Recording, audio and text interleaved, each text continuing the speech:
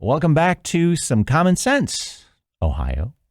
You like how I changed that up a little bit? Yes, sir. Last day of May. I need a vacation just to change things up in my head. So Brett's here, Norm's here, Steve's out, and we got a special guest. We'll intro him. Actually, we're probably going to have to come up with some kind of colored jacket. Don't the guest shows have get the green jacket if you come back 5 times or something like yes, that? Yes, exactly.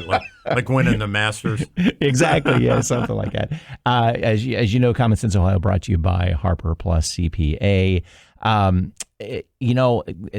Tax season is over, but for those guys, it's not. They're still busy because as a business owner, and you know this too, Norm, tax season is here and there, but we're still working on our business. We're still trying to figure out what we owe, how to make money, and they're there for us. Anybody that's using them. So they're not, on vacation for, 6 months and then they come back for another 6 months to work on your taxes. They're there to help you build some business too. So if you're needing some help and now's the downtime to really take a look at what really happened last year for taxes or what may be coming up for you this year. I would encourage, talk to Glenn, go to Harper Plus CPA. They're sponsoring the podcast, and they'll it's worth the conversation because they'll do a good job for you. So, yeah.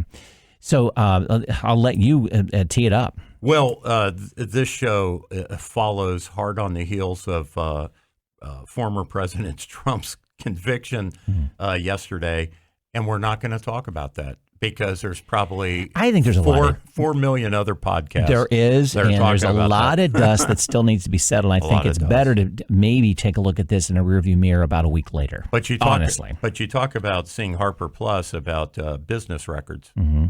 Yeah, right. Yeah, exactly. Maybe President Trump could have used their services. He could have, possibly, exactly. And definitely picked a better attorney than Michael Cohen. Right. But anyway, so Columbus Police Department, which I did a little checking around, it's the largest police department in Ohio. It's part of Lodge 9's coverage area. Mm-hmm. We have the president of the new president of Lodge 9 here with us today, Brian Steele, who's also newly promoted to lieutenant from sergeant. The last time he was here, he was a sergeant. Okay.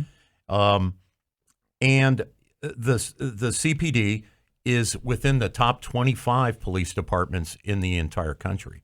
So pretty major stuff. And I'm not sure a lot of people in Columbus really know that it's the largest PD in Ohio and also, one of the top 25. So the chief is a former assistant chief from Detroit and has been on the job for a couple of years. So Brian has been a vice president. Welcome. Good morning. Good morning. Thank you. Has been the vice president. Is the only vice president, or are there a couple of vice? You have an executive vice president and a vice president, otherwise known as the first vice president and second vice president. Okay. I've served in both roles. Okay, and so you had been in that role, and my understanding is the former president resigned for whatever reasons, and that elevated you until there's an election. Yeah, we run every 2 years. I was the acting president for about 9 months while the current president was off injured and sick. He came back for a few months. His health led him to step down. The way our bylaws work, I automatically fulfill that role. We all run in November. Every 2 years, there's an election. Well, the last time you were here, Brian, we were talking about that you were in the midst of contract negotiations with the city at a Lima company Memorial Day motorcycle ride. I talked to a Columbus Police Department sergeant, and he said it's a killer contract, really good contract. And he mentioned a phrase that I'll need you to explain. And I think he said, and I didn't ask him to explain it, but he said it's a 555 contract. What does that mean? He seemed very pleased, thought it's a good contract, a great contract, he actually said. So if you could fill us in, what are the terms? Sure. So our collective bargain agreements, our contract, they're every 3 years. Ours expired in December. When it expires, you still work off that old contract. Unlike maybe some other organizations where you don't have a contract, we just honor the old one. A 555 was a 5% raise each year for 3 years. So a 15% raise over the life of the contract. 5, 5, and 5. Gotcha. Oh, wow. Okay. And That's good that you feel good that's a great contract because you guys need a good recruiting tool. Yeah, 100%. You got to be paid for a dangerous job. The same sergeant, a very important job. He said right around 300 slots are open. Is that about right? Yeah, last I knew was about 280 officers down in Columbus. Okay, wow, that's a lot of bodies. If you were fully manned and womaned, if you had fully staffed up, how many officers would there be total? About 1,996, so just under 2,000 is our authorized strength. There's been multiple studies done even in the last 20 years that we should have around 2,600. Wow. If you look at Cincinnati and Cleveland, there's more officers per citizen in those cities than we are. Yet we're the largest. Okay. Wow. And so I'll say we, because Columbus is the anchor, even though I don't live in the city anymore, but it's the anchor for Central Ohio. So we, meaning Columbus, are down 300 slots just to get to 2,000. Just to get to what you should approximately. have. Yes, which is a lot lower than we even should be. Yeah. Right. So talk about the scenario of why we're down. Is it the lack of people wanting to go into this this business, quote unquote? Yeah. That's exactly what it is. And that's something that maybe the mayor and I disagree on, respectfully. Yeah. I came to this job on the heels of 9/11, just out of the Marine Corps. And, you had to beat down the door to try to become a police or fireman. I remember there was lines after 9/11. It was a calling, and it still is a calling. I stood in lines for hours just to sign up for a police test. Now you're lucky if you can get anybody. Last year we put 79 people on, and we touted it as this is a great year, 79 boots on the street. We lost 81. This job is a 25-year job. You're 25, you get a pension. There's a deferred retirement option plan, which you could stay an extra 8 years. You can make a little bit more money, keep our senior officers and supervisors here. More and more officers are electing not to do it. They're saying, look, I got my 25. I'm just going to, cut ties now. It's been a great career. I'm going to move on. We never saw that before. Wow. No kidding. Yeah. So one of the fellows sitting in here was a sergeant for 43 years? Well, I served 40 years, 5 months, and 6 days, 36 of which were as a sergeant. Wow. Legendary sergeant. You should have added legendary sergeant. The GOAT is what I hear. Well, by the way, that's Sergeant in the police parlance, Sergeant Stephen Walter, Master Sergeant, retired USMC. Yeah, and thinking about you coming in today, I was thinking about these stupid videos that pop up, and I'm sure it grates on you too, of just these hidden phone camera popping the cops when they come up for a ticket or something. It's just the engagement stuff, and it's like that cannot help. That cannot, because it's just most of them are a black eye for the police officer. That's what the video recording is intended to do. They can't help. That's exactly what it's intended to do. The officers all wear cameras, majority at least. At least Columbus, we have cameras. So you could stand there with a camera. You could have 15 cameras. I couldn't care. It doesn't change how I'm going to act. I have a camera. It's just the change of who's getting recorded. Exactly. It's just trying to bait you. That's all it is. And you just got to be careful and just know that, listen, this is business, and I'm not here to debate you. That's not all it is. It turns into a debate. It's I don't know why I get pulled into those sometimes, but I guess it's just that how stupid can this person be in the driver's seat poking the bear? It's like, right. Dude, if you did something wrong, talk it out. Maybe the officer will actually listen. Well, well, does a violent, when somebody's resisting arrest, right? That never looks pretty. Oh my God, no. And the police officers need to use overwhelming force equal to the need to restrain the person safely. Yeah. And so that never looks great. No. Right? Because you got a guy in black with a gun in his holster, and he's laying on top of some guy who's flailing around, and it's not a pretty scene. And if that's all you see out of the event, you don't see any of the lead up to it, like he punched out his wife and threatened to, go get the machete off the wall and chop her up. You don't see that in the video. You just see the police officer restraining this guy, trying to put him in cuffs, and it looks like he's roughening him up. Oh, that's not fair. Well, no, you don't want it to be fair. You want it to be as peaceful as possible. And if the guy's resisting, they need to use force. Yeah. Yeah. Often you'll see a video and there'll be 5 officers subduing a guy. And usually someone will say, why did it take 5 officers? It takes 5 officers to safely subdue him. I could subdue you right now, no matter how big you are, by taking my flashlight and bashing off the bridge of your face. But that's not what we want to do. Right. So it takes 5, 6, 7 officers to control you without injuring you. And in terms, I got to tell the story of getting debated. Sometimes my mouth gets the best of me. I had a young OSU kid come up to me, overweight kid, and the first thing he said to me, I'm at UDF, and I'm a human at the end of the day. He said, what are you here? You here eating donuts? You like donuts, cop? And I said, yeah, well, number one, I love donuts. I said, number 2, I'm 6'2", 250 and work out almost every day. Have you looked in a mirror, kid? He did not like that and asked for my supervisor. But, hey, you play a man's game, you pay a man's price. Sorry, kid. Exactly. So for recruitment purposes, will the starting salary be a little higher under this contract? It will be higher, but here's what's important. Nobody took this job for the money. No one joined the Marine Corps for the money. That's for sure. We did this because we believe in it. When people say thank you for your service, my answer is always, my reply is, you are worth it. That's why we took this job. Now, we have mortgages to pay. We have kids' bikes we have to pay for. I have 5 children, which is who we talked about that today. My day was a little hard start with them. But anyway, we still have to pay those things. So having a fair wage and compensation package does help retain. It does help recruit. Yeah. So let's look at that. So, Wow, I'm just getting over 5 kids. I know exactly. Because I know what our grocery bill was with 2 boys. I can't imagine 5 kids. Exactly. It's Oh my pricey. God. So if somebody's this is almost like a little plug to help recruit. But let's say somebody's thinking about this. What's going in their head about, this is what I should do. This is my calling, but I don't. It's almost like priesthood if you think about it. It's right. It's like I get this calling, but I don't know what it means. If you know what I mean. The difference is, and there's a saying, we'll all die for this job, but we're not going to go to prison for this job. We join knowing there is a chance you may go on a run and never come home.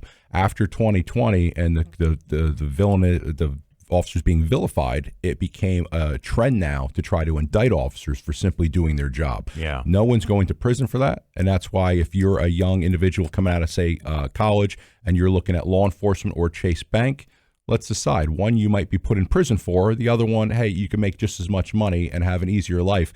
It's hard to get recruits. It's even harder to get minority recruits in a city of the Columbus. Think about this. If you're a young black kid coming out of Ohio State and you want to go in law enforcement, are you going to come to a city where the mayor and elected officials said we're a racist, out-of-control police department?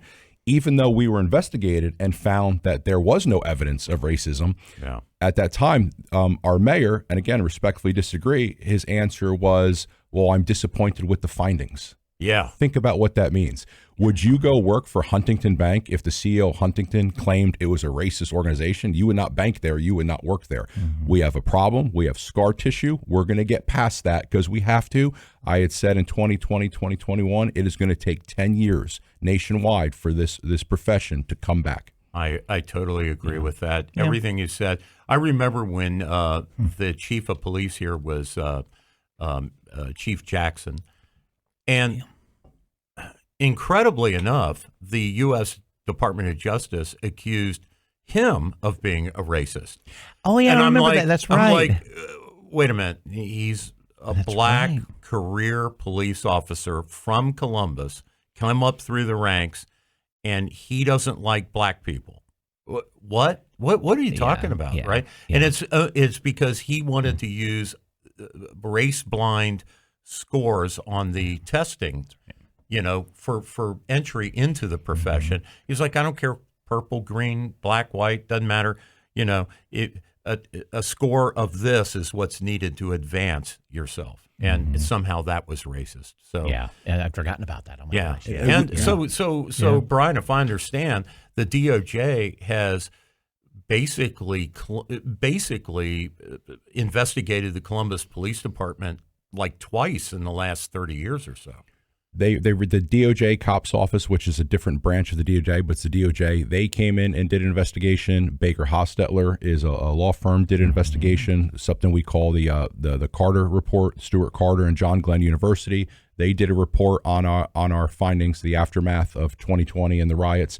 There are some procedural things we could do better, which is why I believe in the word reform. Reform is not taking what you do and throwing out. It's taking what you do and finding better ways to do it. Yeah. We have always been a professional, outstanding police department. We will continue to be one. If there's areas to improve, we'll improve. And the FOP, we support that. Yeah, just like any organization. 100%. Everything modifies itself. I use the iPhone. When Steve Jobs came out with this iPhone, the first one, it was the most amazing thing that ever was. He didn't stop there. Right. He No, just exactly. continues to build off Yeah, his company. And that's what we want to do in policing and the police union. Yeah. So there are a couple of initiatives that I was reading about this, and I don't know if it's smart or not, but I guess Ginther and the chief have this Operation Safe Streets where they're going to, according to the publicity, put more officers on foot and bikes in hotspot neighborhoods. Is that a good idea? We've had this for a while. This is nothing new. They had different names. When I came on, it was the Summer Strike Force, and Mayor Ginther at the time was the safety chair of City Council. The Summer Strike Force at the time, think of that name. We would never use a hurt feelings I name was like just that going again. to say that name is Wow. not the greatest. Yeah. We don't use that. But at that Wow. time, he's on record to say the Summer Strike Force was the best bang for taxpayer bucks. And I was on that. And we went out to high crime neighborhoods. And if you were a violent offender carrying an illegal gun looking to rob somebody, we were going to find you. We drove around in a wolf pack and we were hunting you down and removing you from that neighborhood. Because I don't care if you live in Dublin or you live in the Near East Side, you have the right to go out to your mailbox and not be robbed. You should be able to go to the store, right? Unmolested by any criminal. Mm-hmm. So this is nothing new. It's kind of changed over the years. They changed the names. It became more of listen, I'm not the generation that does the TikTok dances and stuff, and it seems more and more that's what we see cops do. And I know while I appreciate their dance moves, that's not what I do. I'm old school. I want to remove violent offenders from neighborhoods, but at least we're doing something. Mm-hmm. Yeah, the thing, now this is a civilian reaction. The only thing on foot and on bicycles. But I'm just thinking, okay, so a Dodge Charger with thugs in it pulls up and sprays bullets, at an elementary school, and the nearest police only have their feet and bicycles. The bicycle patrol, the foot patrol, it's great for community engagement. People like to see the officers out there. It makes them feel a little more safe. But to your point, if you're going to do true policing, you need a few officers armed, because we are outgunned many times. And they need to have a car too, which they will. Okay. But again, it's become more of a community relations type team than it has a strict enforcement team, although there is an enforcement component. Yeah. In my little town, there was, I don't know if I told this story before, but I think it's a great story. So, they have a curfew in my little town, and or they did during COVID. I don't know if it still stands, but at any rate, some people who are heard basketball, bouncing, at 1 a.m. or whatever, and one of the village police officers was dispatched, and I guess he could get very formal about this, and what he decided to do was shoot hoops with them for like 15 minutes, and then say, "Hey guys, it's late. Why don't we all go home?" And so I like this foot bicycle. I love this infusion into the neighborhood. I think Stephen, our silent guest over here, but he told a story about where a guy, where he took a gun off of a guy, and because that guy had a relationship with Sergeant Walter previously, had seen him in the neighborhood, his regular beat, he said, "Well, Sergeant, I would never shoot you because I know you. Like." We have this bond, even though this guy had just shot somebody else. He was not going to shoot somebody that he knew, that he kind of considered a friendly buddy in the neighborhood. May have saved his life. Yeah, and that's the relationships that you built with him. And at the end of the day, if he committed a crime, you did your job, mutual respect. I imagine how many individuals, and I'm talking to you, Master Sergeant, how many individuals did we let smoke a cigarette before they go to jail? Did we run through Wendy's and bought them a cheeseburger before they went to jail? And when the cuffs were on, it was just business at that point. And it might be somebody, crazy Larry down the street that I've taken to jail 15 times. And whenever he sees me, "Hello, Brian, how are you? Great. Hope you got the help you need." That's the majority of the interactions with these beat cops in these neighborhoods. That's truly how it is 99% of the time. But normal individuals don't know that, or we don't show that. Yeah, and I imagine that's also a great way to get tips about what's going on in the neighborhood. 100%. Billy down the street, hey, I think he's got a gun and he's 14 years old. And you think that there's a way maybe you can, do something about that. I mean, that kind of intel at the where the rubber meets the road. I guess getting out of the cruisers and getting on your feet and riding a bike, it might really help, prevent things as well. That is the good thing about the foot patrols and the bikes. And sometimes in a cruiser where we triage runs, the average officer in a cruiser, if you're asking why isn't he stopping and getting out and talking to the kids on the corner, he's going from call to call to call. It'd be like an ER nurse. Okay. I was very, very fortunate when I started. I worked great areas, and I learned from some amazing police officers who told me, hey, at 2 a.m, the prostitute on the corner, even though you don't condone what she does, it's illegal, stop and ask her if she's okay. Yeah. And I'd pull up. Are you okay? You being safe? If you need anything, call me. Yeah. And to some, they would think, well, that's strange, but they're still part of your community. Again, they might be doing something that's illegal, but check on them. They could be human trafficked. And they will also tell you where the drug house is. So I mean, it's a two-way street. Yeah. It's all about relationships. Because most of those women and men don't want to be in that position. Yeah, there's a good group that don't want to be in. There's some that they're simply out there because they have an addiction that's gripping them, and maybe you can get them the help. Yeah, exactly. And it's always important not to say what a person is based on what a person does. Absolutely. Good point. Yep. Yeah. That's a great point. Yep. Tell me about in the contract, there was a serious bit of negotiation regarding this. I'm not sure I'm going to say it right, either citizen or civilian review board. And Mayor Ginther wanted them to have power to actually fire an officer instead of going through the normal process of, up through the chief and all that stuff. On this current contract, there was no agreement or any kind of a solidified, ratified contract regarding civilian review board. The last one there was, but the civilian review board is a team of civilians that review cases from the Department of Inspector General, and they make recommendations, simply a recommendation to the chief. Okay. I don't know if you've ever watched a civilian review board. If you want to watch a kangaroo court, go ahead. I have zero faith in a civilian review board. I think it's agenda based. Some of the decisions that are coming out of there are just completely ridiculous. There's a clear bias on that board. Now, the inspector in general, I do have faith in. I think they are doing the best they can. They're trying the best they can to be fact-based.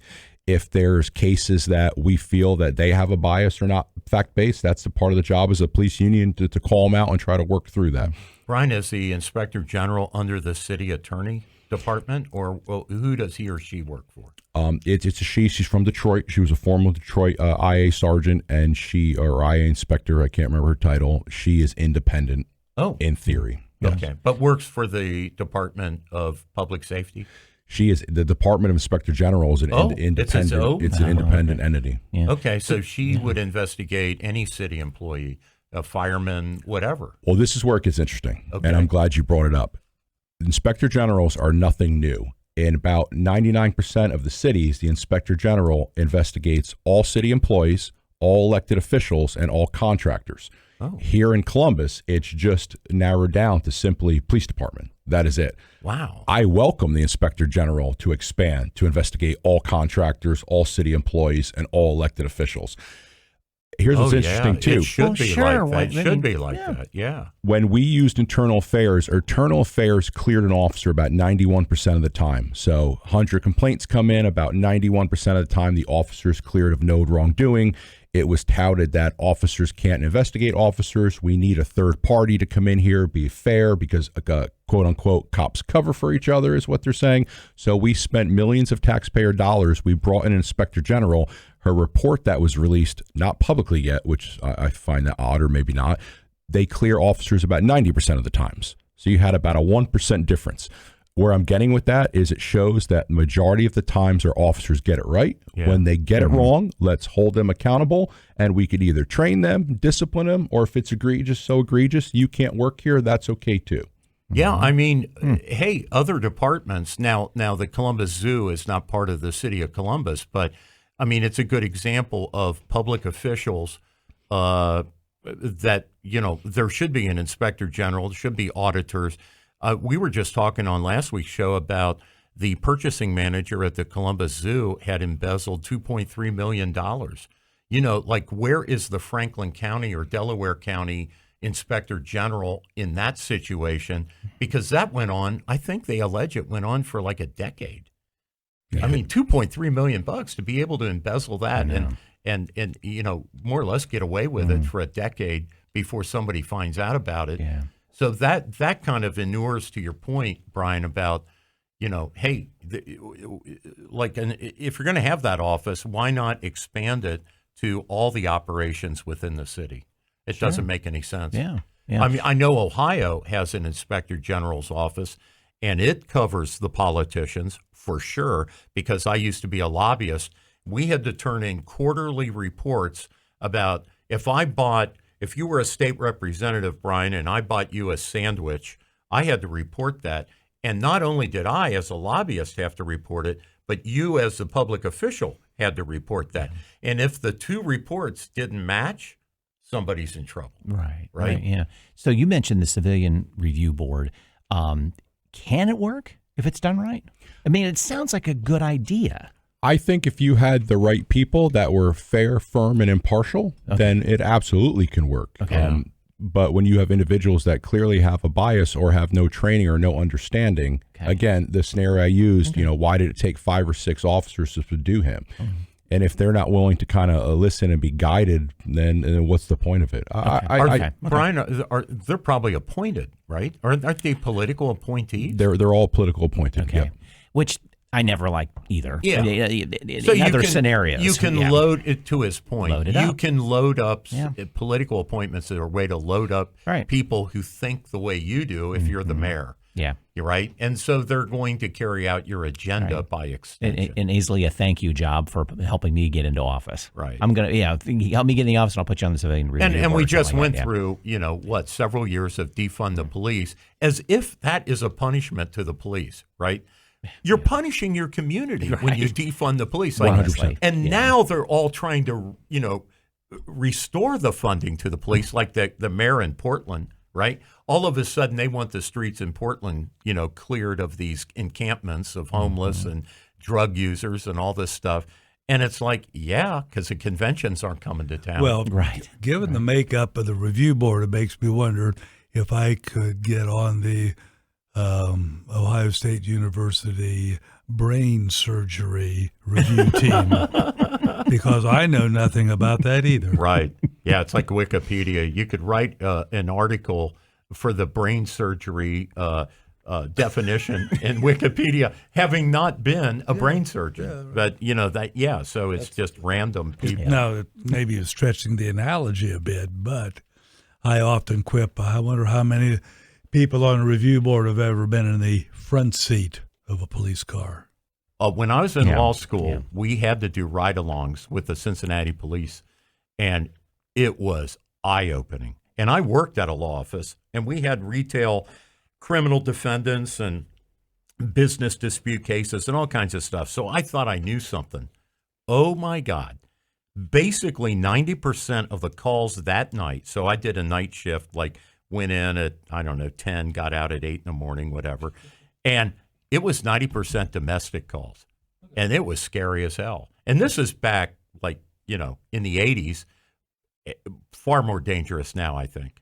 I think people are on more aggressive drugs now, and I think they have more problems. And, this social media hate of law enforcement has been amped up. I cannot imagine. Well, we had 2 Westerville police who responded to a domestic and were killed. I mean, the guy opened the door, shot him, no discussion, bam, bam. 2 guys who were showing up to resolve something between a guy and his girlfriend or his wife or whatever it was. Officer Morelli and Eric Joring. Thank you. Yeah. Statistically, we are having more officers are shot than any time in history. But less officers are dying. And the reason is, say the 80s, in the 80s, it was not as many officers would wear their vest.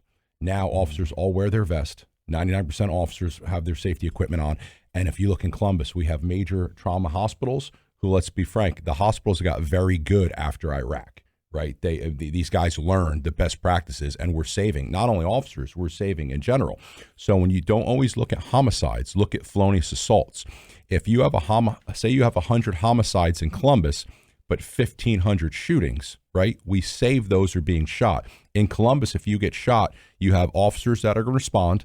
We are now rendering first aid. We are now putting tourniquets on, and you have paramedics, CFD actual paramedics are going to respond within minutes. And you have level 1 hospitals, 3 major ones. If you get shot, say, in Cleveland or Birmingham, you'll have an EMS service. No knock to our brothers and sisters EMS. They don't have the same level of training as a paramedic, and you may not have a regional hospital, or you might have a regional hospital, not a city trauma, and you might have to air vac them there, which obviously the longer you wait, you get outside the golden hour, most likely to die. So look at felonious assaults, not so much the actual homicides, and then you could determine the violence in your community. Why is what's your theory why homicides, I think, if this article is correct from the New York Times, if homicides are down in Columbus versus, say, 2022 when it peaked, I think 207 homicides, and then last year I think it was maybe like 125 or something, and now this year we're like last year at this time of the year, I think the article there, if it's accurate, said there were 71 homicides. And this year, it's not near that number. What's your theory?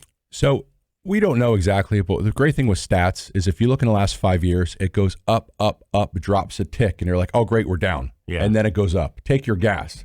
Gas has went up majorly in the last 20 years. When it drops a couple years, elected officials clap their hands, look what we did. It's still continuing to climb. Yeah. When I came on in the early 2000s, we might have had 70, 80 homicides. So to say, hey, 140 is not too bad, it's lower than 160, we're doing a good job, I don't think so. I think the major difference is now is individuals are not being held accountable. We're doing our job, we're putting the handcuffs on violent offenders, but they're getting kicked right back out. It is not uncommon. Read the paper. You see somebody commit a rape, a robbery, a shooting, and get an ankle bracelet and a piece of paper that says, hey, you're released. Please don't rape, rob, or shoot anybody again. Mm-hmm. You got to hold these individuals accountable. Keep them locked up. Well, we also have to take into consideration, too, the population surge in Columbus and Franklin County, just our area. So per capita, that number is going to continue to rise. I mean, if it's a true percentage of people who live here, what homicide percentage is, whatever it is, that's going to it's going to organically raise anyway to a certain degree, right? Yeah, so you're saying if the population doubles, it would not be surprising if crime stats double. Probably. But there are other, to me, but we have to fight that though still. I'm not saying it's a given. Well, it's always going to go up, that sort of thing. But we have to kind of consider that we got more people here. That is a factor. Yeah. So I want to talk some facts right now. And you guys ready to get uncomfortable? Yes, what I'm going to say makes people uncomfortable, but this is the truth. If you look at about 90% of the victims of crime, of violent crime in Columbus, are people of color. About 75% of the suspects of violent crimes are people of color. Overwhelming majority of people of color are being killed or assaulted by violence. The overwhelming majority of suspects are people of color, but the overwhelming majority of people of color do not commit crimes. We have to look at that, focus on that, and find out why. Why is this happening? But nobody wants to talk about that. Surely elected officials don't want to address that as a podium. Because why? It makes you uncomfortable to talk about, but it's the truth. Now, let's find out why that is. Yeah. Is it because of racism? Is it because of socioeconomic status and a historic racism in this country? We could talk about all that stuff, but we have to identify the problem first before we start talking about solutions. Yeah, Nana Watson isn't going to help you. There's nobody coming up here and really talking about this. Yeah. And again, when I say it, it kind of makes some people pull back like, whoa, and the media won't report it. Well, and it's I think it's analogous to, kids having problems at school. It's probably the same type. It's people of color, but we don't want to address the problem the kids having at school, then maybe it's at home. It's a broken home, or both parents work and they're just not home to help out. It's like, but so you don't want to poke the voter. Let's put it that way. But it's always the teacher's fault. Well, no, it's not, because if they don't have a home to go to get their homework done, the teacher is not going to go home with them. It's analogous to that. We don't want to address the true problems of why education may be failing our kids. It's not necessarily teachers. Well, Brian, it could be the home. Brian brings up an excellent fact. And there have been a lot of books and a lot of brown and black leaders in the community have addressed this, and it makes them very unpopular. You know, whether it was back in the day, Bill Cosby or Jesse Jackson talking about absent fathers in these communities, and the number of children being born outside of traditional families where, you know, their brother, their sister has a different dad, and none of their dads are around. And mom is in charge of 2 or 3 kids, and she's doing her thing, working or whatever she's doing. And if this New York Times article, basically 90% of the incidents that this journalist talks about are children, like 13, 15, 14-year-old children using guns and killing other children. To Brian's point, the victims are their friends or other kids in the neighborhood, whether it's accidental or intentional shooting. And there was one quote in there that made my hair stand up where the kid talks, or the mother talks, the mothers of murdered children, which is an organization in Columbus. That lady talked about how it is to an urban child. There's this mindset that a gun gives you manhood.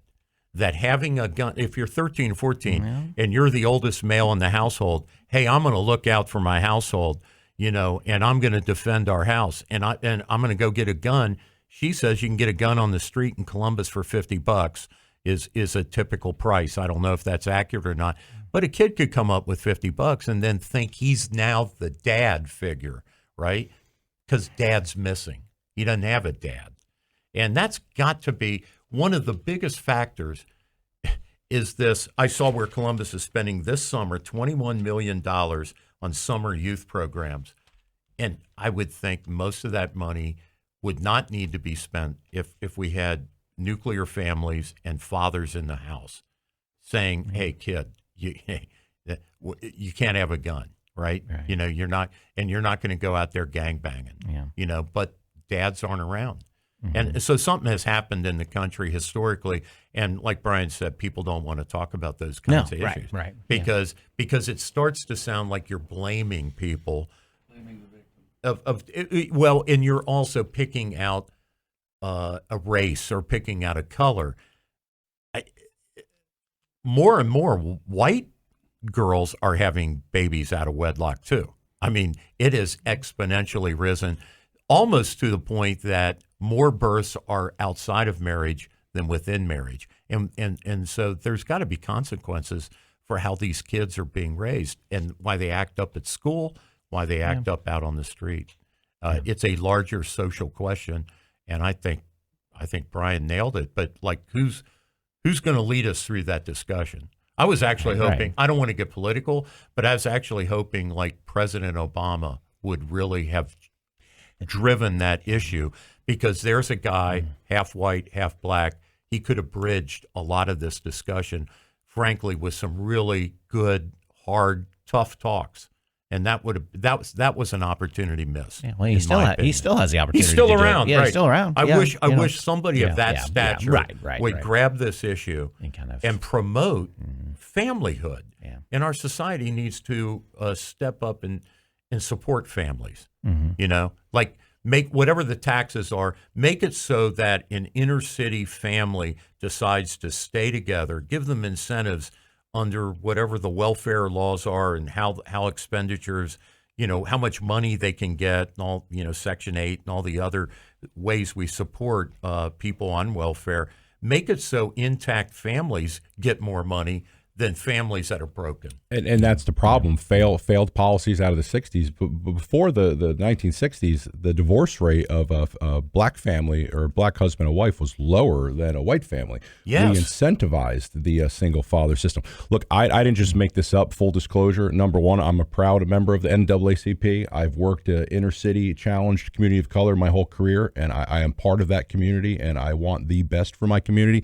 The second part, 2020, I'm standing at Broad and High, and I'm being pelted with rocks and bottles of urine for a video I saw 500 miles away that I was equally as disturbed. So I went back to school. I'm a believer of lifelong learning. I went back to school, and I went and got a certificate in Black Studies.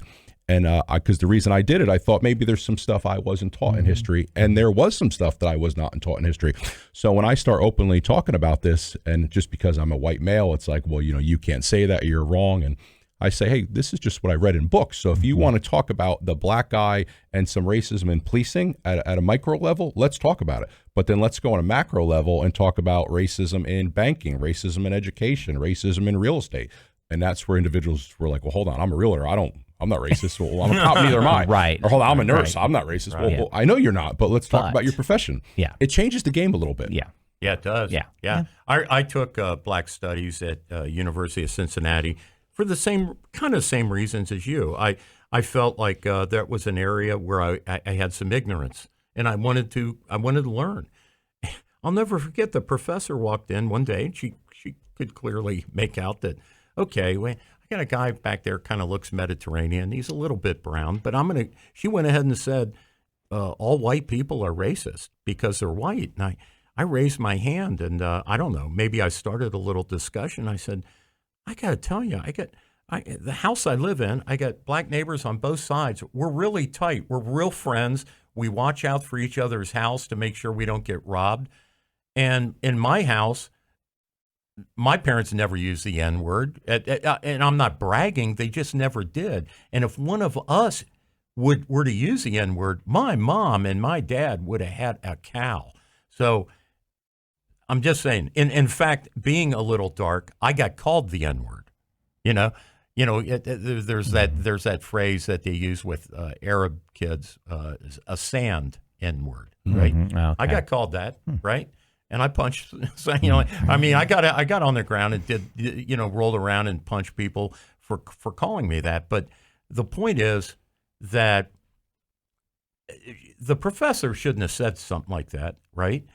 Any more than I would, characterize, all black people are this or all white people are that. That's ridiculous. Mm-hmm. And those are the barriers that prevent us from really getting down to a discussion. Sure. Yeah. And it's a shame that it's become like that. Like the whole BLM, Black Lives Matter. Of course they matter, right? And so do all the other lives. Mm-hmm. And somehow that became racist to simply point out. I spray painted my box truck when I drove through Ferguson. Cops' lives matter. And Patrick and I drove right through the middle of Ferguson with that on our box truck. And we're just like, hey, that's a reality. We all matter. And why can't we say that? That's not denigrating anybody. That's just saying we all matter.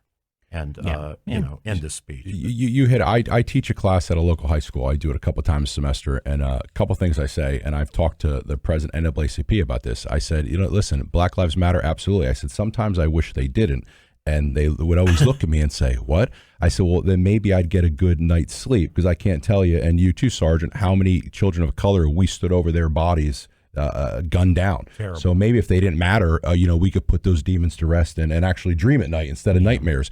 The second part, I'll ask the kids, raise your hand at Black Lives Matter. I raise my hand. I say, when they're killed by the police, do they matter? Yes. How about when killed by another person of color? Still matter? How about a black life in utero? Keep your hand up if that matters. Right. And it just kind of opens it up. So when you say BLM, it is not just when the police shoot you. It's the 90% of our victims who are most likely killed by another person of color. They all matter. Mm-hmm. The sick thing about that Ferguson event also is all the black businesses that were burned down. Yeah. It's like, Right. And black officers that work for the city of Ferguson. Like, what you're saying, they are part of the problem? I mean, none of it makes any sense to me. It's when people act irrationally. And of course, that officer was completely acquitted, or didn't even go to trial. That officer was cleared. Yeah. So then he left. Yeah, he left because his life was in jeopardy. Yeah. Which is terrible. Yeah. A terrible outcome. Yeah. So let me ask another question. This comes, again, it sounds like I'm from Cincinnati, which I am. But I was reading down there that the chief put out a policy, unbelievable to me, that he or she, I don't know who their chief is, but the chief put out a policy apparently that the Cincinnati PD wasn't to pull people over on the roads for common traffic crimes, and the explanation is that presents an opportunity for bad interaction between the police and the citizens. And I'm like, yeah, but that also prevents traffic laws from being enforced. So I don't know what that's all about, but some sort of order to reduce the amount of pullovers by cruisers, by police cruisers. I don't understand that. Where do we stand in Central Ohio on traffic law enforcement? People using cell phones while they're gabbing or texting, without their hands on the wheel. All sorts of ways that they need to be pulled over. So these are all laws, and I always tell citizens, if you don't like the laws, then do something about it. Go lobby your legislators, try to get them changed. And around 2020, we heard talk about this. I believe the city attorney at the time was kind of kicking around, let's try to basically decide what we should be stopping for, should not be stopping for. At the end of the day, you're a law enforcement officer, and your job is to enforce violations of the law. Whether you and I might think a taillight out is a big deal or not, it's a violation of the law. Now, I'm not saying you have to cite everybody for it, but that's kind of their job, all right? I believe Timothy McVeigh was stopped, the Oklahoma bomber. Yeah. He was pulled over because he had a taillight out or he had a license plate. 30-day license plate had fallen out from the window. That's right. Yeah. Minor misdemeanor. A simple traffic stop. Yeah. Look what that led Look to. what that led to, right? Again, that's just a policy that some chief trying to make a name for himself, but it's kind of ridiculous. Are Columbus police allowed to do hot pursuits? We our pursuit policy, we will pursue you depending on what the crime is. If there's evidence or reason to believe that the person committed serious bodily harm, if someone shot someone, we could pursue you. If it's just someone that took off because they were speeding, and that's when you have to decide, is the juice worth the squeeze? Is it worth driving 100 miles an hour down Broad and High for someone who just might not have a license? I would say no.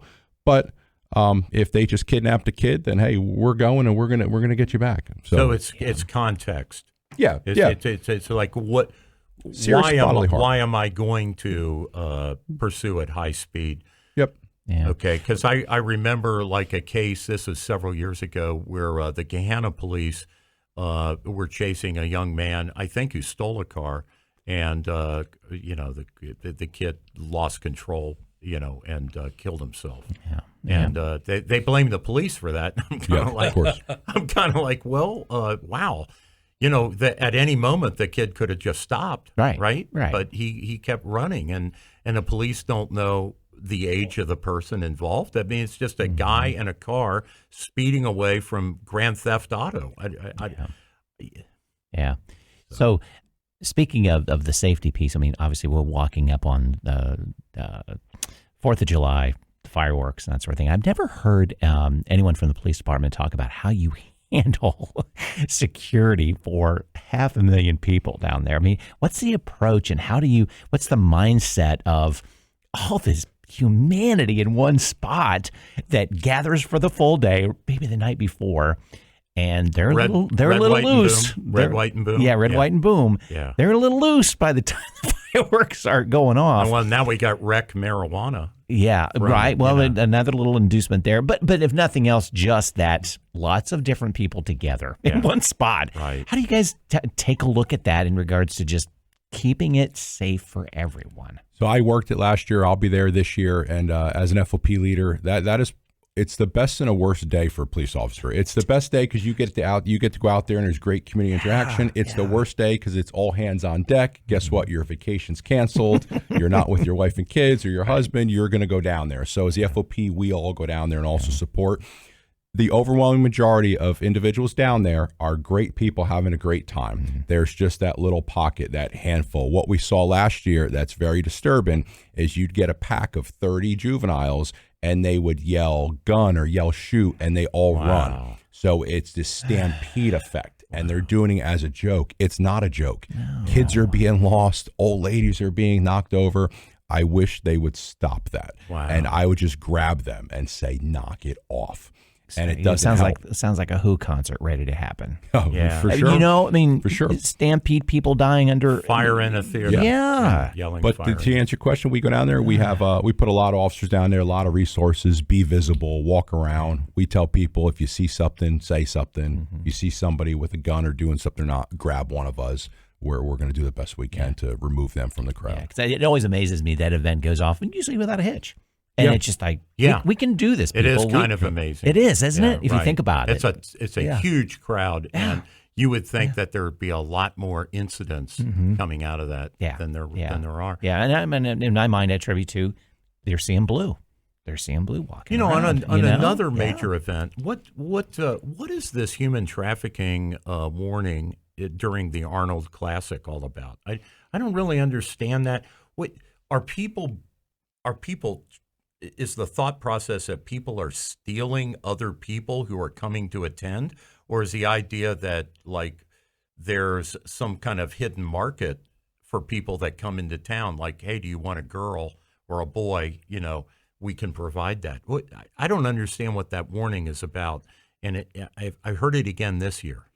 It just comes down to basics, supply and demand. When you have a large amount of individuals coming for whatever event and they're bringing money with them and they're looking to spend their money, and for individuals that vices, drugs, alcohol, prostitution, that's just simply where the money is. So it's prostitution. When they talk about human trafficking, that they're using different words, but that's basically. We use human trafficking now for all prostitution, basically. And again, some prostitutes are human trafficking. Some are on their own free will. Again, some are having addiction that they're just trying to feed. Yeah, and I guess the migrant, the illegal, incursion into the U.S., which I guess the gotaways they're estimating maybe as many as 10 million. I guess that since they have to pay the coyotes back, I guess the opportunity. Well, that's a terrible way to put it. They're forcibly perhaps having to turn to illegal activities like drug selling and prostitution. Sure. So it happens. There's are we seeing no doubt that about in that. Columbus? We see that in every major city. Columbus is no different. We have a human trafficking task force, and they do a great job under Attorney General's office every couple months. They're locking up.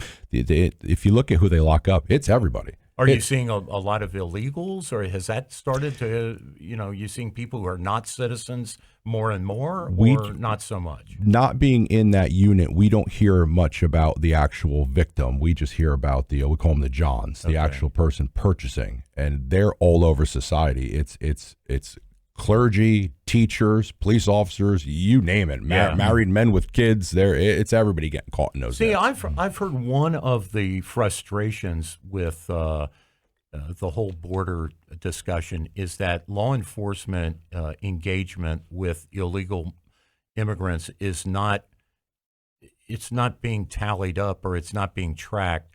And I'll just give an example. There was that school bus incident out there in Springfield where a kid on the bus died after a head-on collision with two guys that have Spanish last names.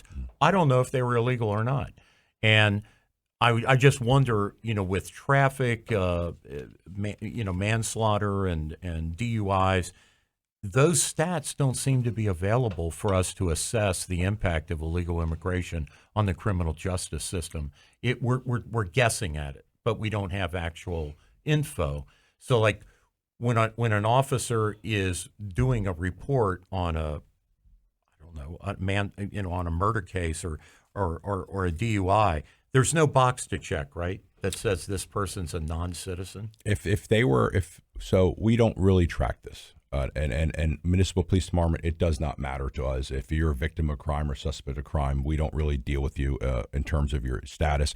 If you are arrested, there is a box that says U.S. citizen, yes or no, but I cannot tell you where that goes or if anybody even looks at that. Yeah. But when I stop somebody for an OVI or a gun offense, I'm not asking them, hey, what country are you from or do you have a green card? We just don't deal with that. Yeah. And I hear that's one of the difficulties in like trying to figure out what the impact is.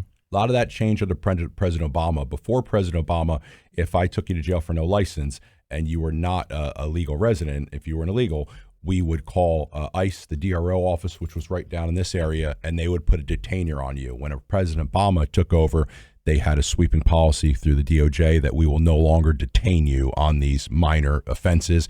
If it's a felony, it's my understanding that we could still have you detained and wait for ICE to come get you.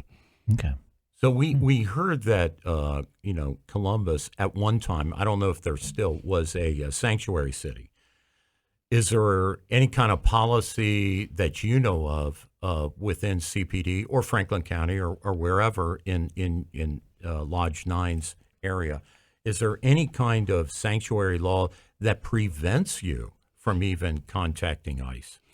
Other than that policy of if it's a minor misdemeanors or misdemeanor levels, there's nothing I'm aware of. We're still, for felonies, crimes of violence, we're still allowed to call. And I've heard too, sanctuary city. I've never seen anything in writing saying that we were a sanctuary city. Unfortunately, the U.S. Department of Immigration Assistance or whatever, on their website right now, they list Columbus as a sanctuary city, and that may not be accurate.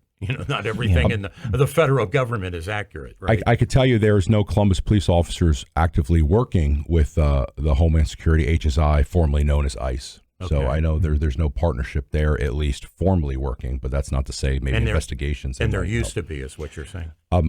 Years ago, probably before even my time, that was something that kind of happened in the 2000s, really under President Obama, that started to drift away. Because we nationwide. We got Russian mafia. Sure. I don't want to just talk like, I'm worried about immigration from the southern border.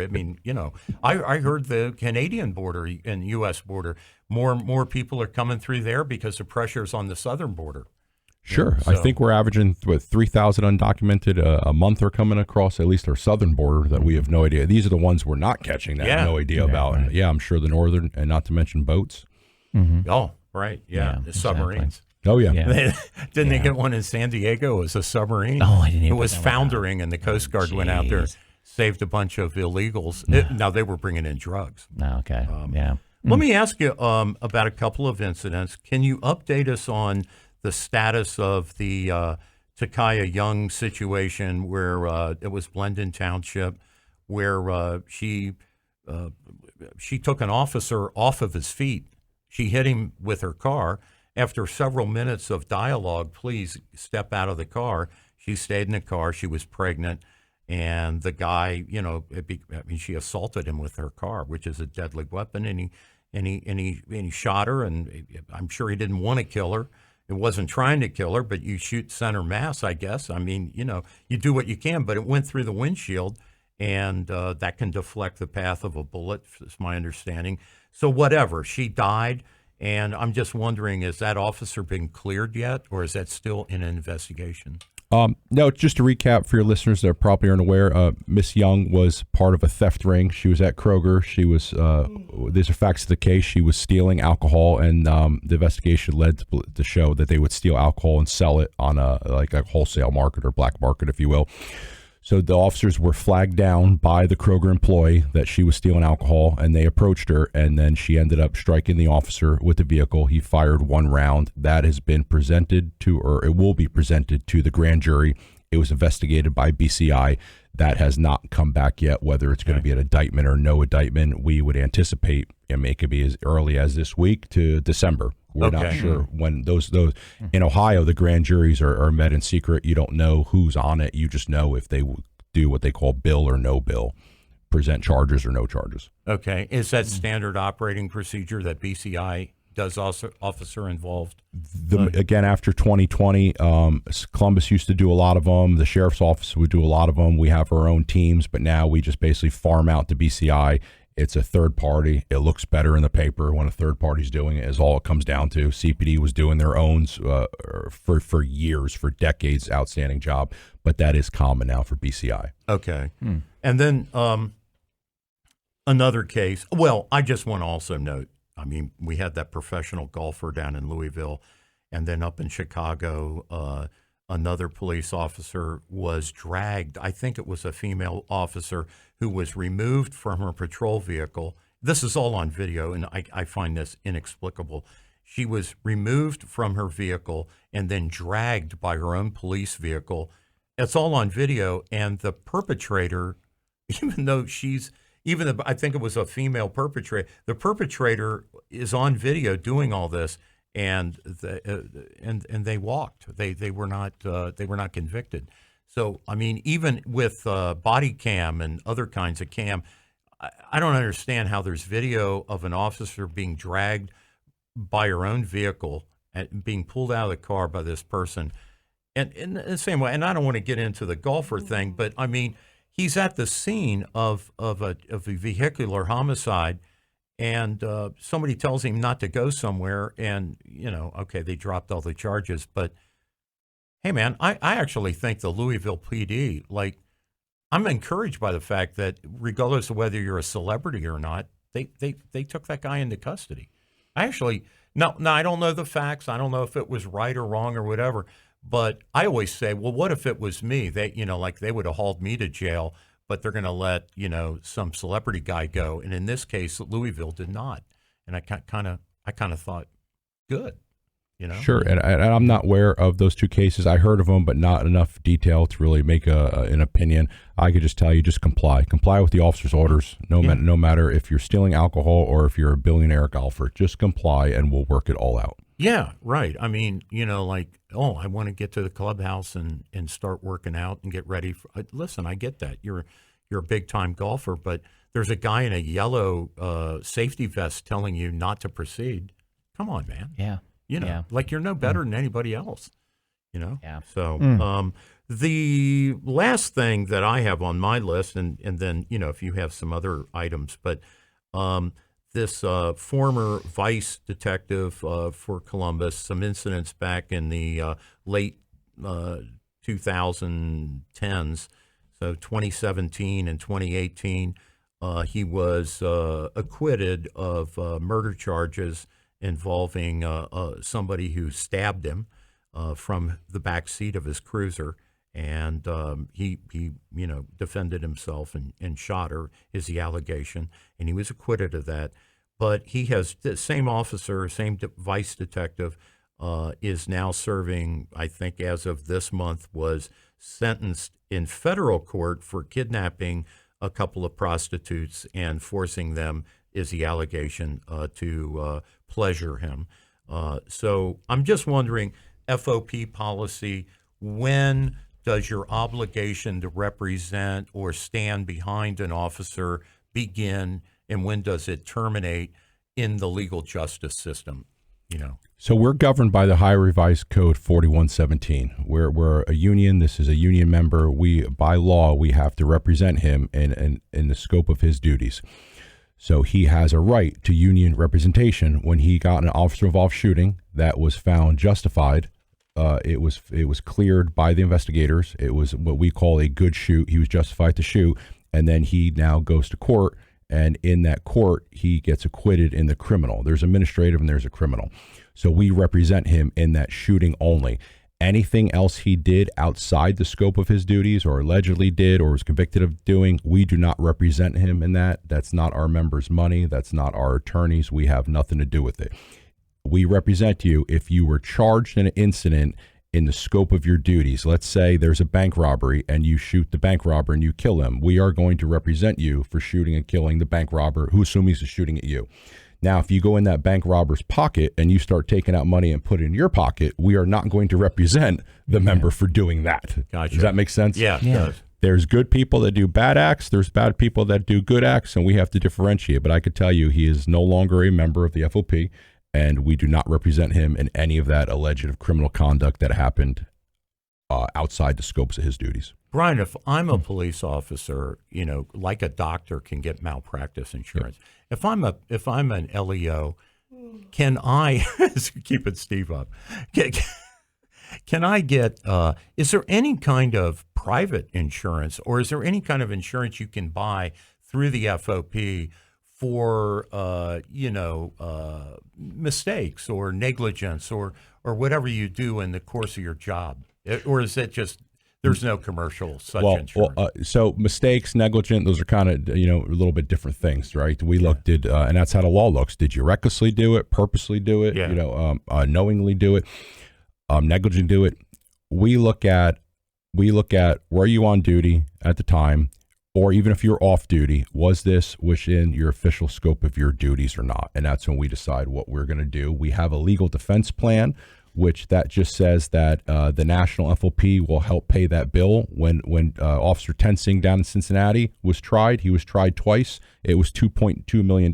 He was acquitted both times, but that's how much that the FOP down there had to pay out. So we decided to enter in this national legal defense plan to help offset those bills.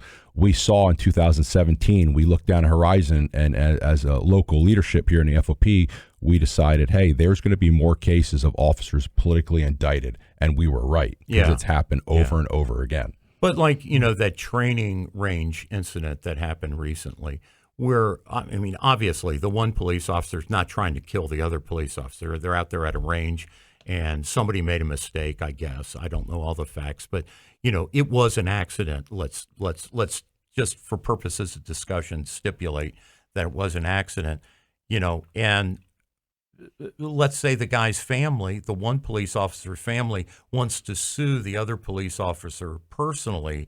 Well, that guy could lose his house. He could lose, right? I'm just wondering if, where is there any kind of insurance that will back up an officer for mistakes, like even a traffic accident? So it's not insurance, and I'm not aware of that incident. I know it was a corrections officer. I'm not sure how their union works. Let's say that was one of our members, and we found out they were doing a live fire exercise, and the officer accidentally shot the other officer. And if he was charged with murder, that is something that we would represent them. If we found out he was hungover and smoking crack before he did that exercise, then we would not represent him. I see. If that makes sense. Yeah. Okay. No, it does. What about civil damages for an officer, like where, he's going to have to go get counsel and probably, defend himself in order not to lose his house and his retirement and whatever else? If that was a scenario in Columbus, because again, I'm not really aware of how the state corrections does it. If that was in Columbus and there was a civil suit, at least in Columbus, the city's attorney's office would now step in, and they would decide, is that something we're going to represent the officer and the city, or if we're going to wash our hands with it? And I would imagine Zach Klein would look at the same thing. Okay. What was the totality of the circumstances? How did this occur? And is it something that we're likely to win or not? Yeah, because officers driving cars all day. A person can make a mistake, right? Well, they can hit a pedestrian going through a crosswalk, or anything could happen. It's also why we have qualified immunity and the importance of qualified immunity. It's not absolute immunity; it's qualified immunity. And I use the example again: if an officer is driving down the street in the scope of his duties, and someone runs out and he hits and kills them, he's not going to lose his house. He's not going to lose his job. If that officer was drinking or doing something negligently, driving 300 miles an hour, then qualified immunity can be waived and probably should be waived. So the city would, under qualified immunity, the victim, let's suppose it's it was, for the sake of argument, it was negligence. The officer made a mistake. Maybe was doing something with a radio or whatever, and hit somebody in a crosswalk. That person's family, if they did take action, would sue the city, not the police officer, in order to try to negotiate a settlement. Most likely, and you're an attorney, and I'm not, but one of my favorite, my attorney friends, I'll use a famous quote, "It depends." Okay. All right. Okay. Every attorney I've ever asked, it depends. Okay. We've heard that answer before down here. Yeah. Oh, yeah. Because if you're a truck driver, driving for United Parcel Service, and you have a traffic accident, right, they're going to sue UPS.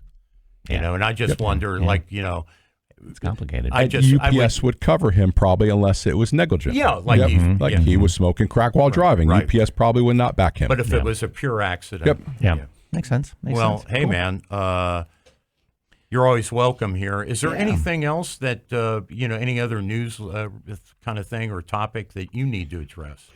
So just though, and I'm glad you brought up Andy Mitchell, there's this misconception that our job is to protect bad cops. That is not what we do. We protect a process. And I have a saying, there's a mistake of the heart or the sake of the mind. And I'll sit down with an officer and we have to decide whether we are going to go forward to represent you.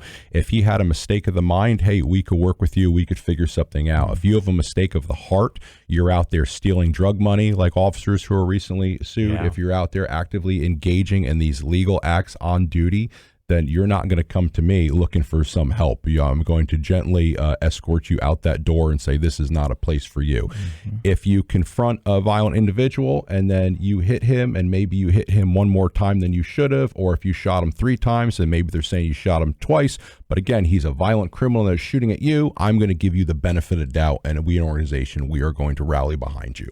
Yeah. The overwhelming majority of our officers, men and women, do an outstanding job. Every day they go to work truly not knowing if they're going to come home, and I applaud them. And like I said, you guys are all worth it. That's why we all do what we do. Mm-hmm. Yeah, I totally agree. And, I support the police. Can you imagine what society would be like if we didn't have referees, out there, right. Keeping the violence and keeping people from overreacting and calming people. And, police are essential. The whole defund thing was so crazy, so nutty, and it did tremendous damage to the country. And I just, I feel like people are starting to come back to their senses. Even liberal mayors are saying, man, that was a big mistake. Yeah. And even they are reversing course in places like Portland, Oregon, where, it finally dawned on them.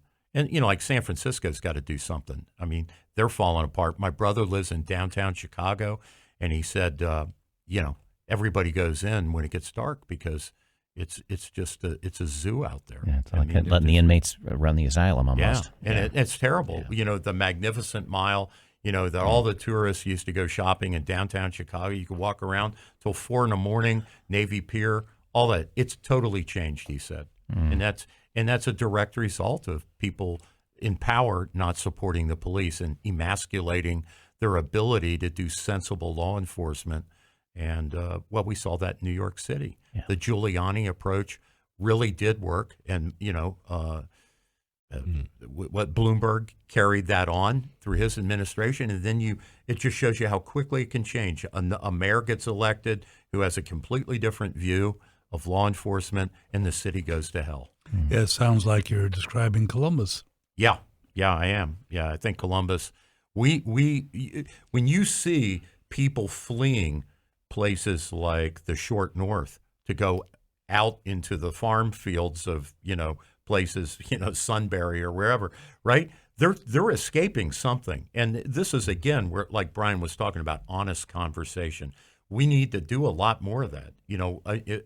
As a community, or we're going to turn into a donut city like Cleveland, where everybody is left the inner city that can afford to leave it, a big hole in the middle of the donut. Yeah. And we're right back to donuts and police. Great way to end. Circle. Oh, my gosh. This is Common Sense, Ohio, May 31st. Hey, brought to you by Harper Plus Accounting. And we're coming at you from Studio C at Channel 511 each and every week, right from the middle, at least until now.